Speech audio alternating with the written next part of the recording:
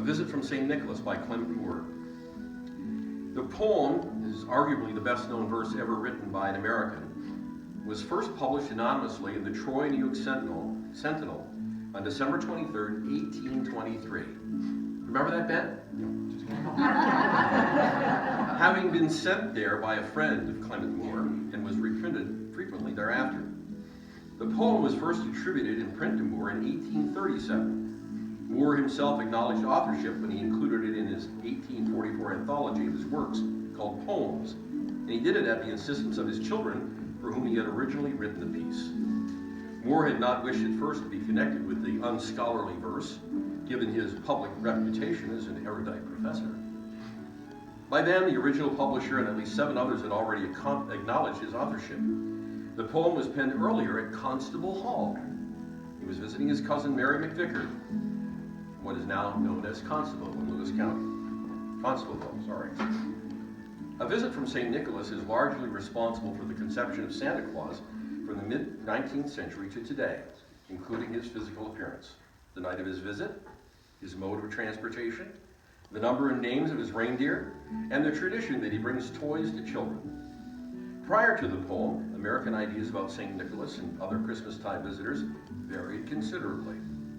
The poem has influenced ideas about St. Nicholas and Santa Claus beyond the United States to the rest of the English-speaking world and beyond. Remarkably, the folk image of Santa Claus derived from Moore's famous poem bears little resemblance to the figure pictured therein, clad entirely in fur, covered with ashes and soot from his passage through the innumerable chimneys, sporting a cherry nose, puffing intently on his stump of a pipe, his head encircled by pipe smoke.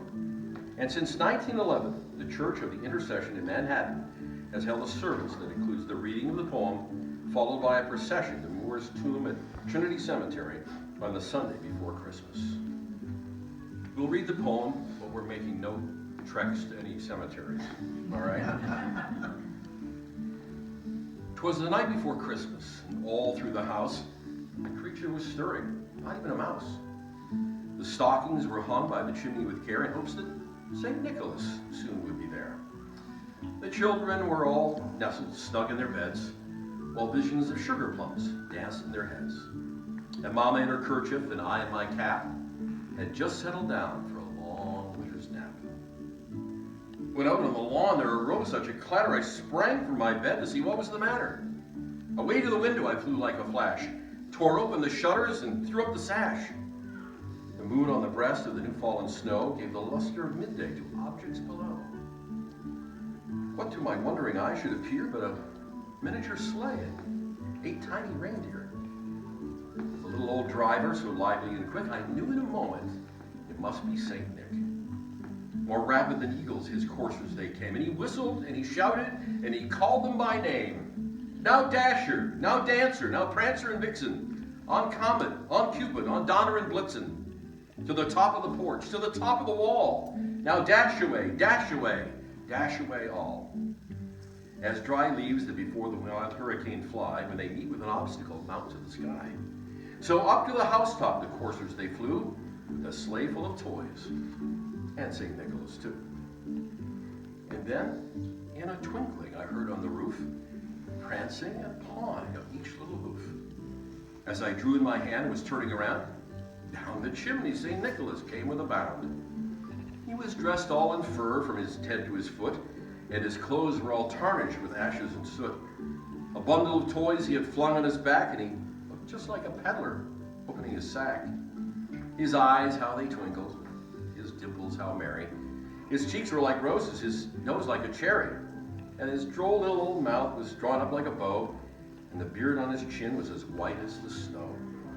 The stump of a pipe he held tight in his teeth, and the smoke had encircled his head like a wreath. And he had a broad face and a round little belly, and he shook when he laughed like a bowl full of jelly.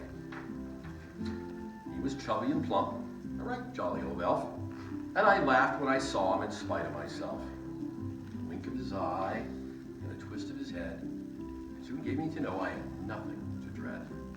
He spoke not a word, went straight to his work, and filled all the stockings, then turned with a jerk, and laying his finger aside his nose and giving a nod, up the chimney he rose. And he sprang to his sleigh, to his team, gave a whistle, and away they all flew like the down of a thistle. But I heard him exclaim, as he drove out of sight, "Happy Christmas to all, and to all a good night." Merry Christmas.